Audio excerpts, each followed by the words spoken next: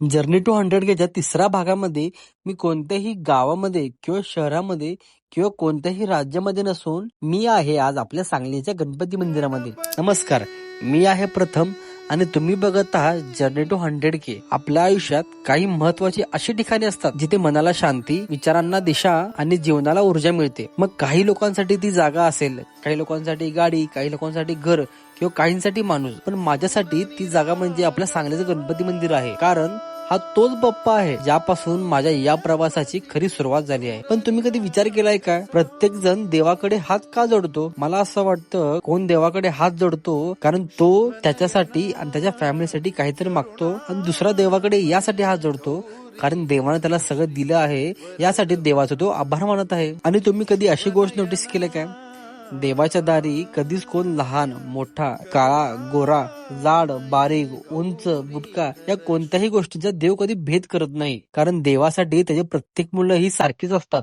तर चला, गणपती बाप्पा मोरया. भेटूया आपण आता पुढच्या एपिसोड मध्ये.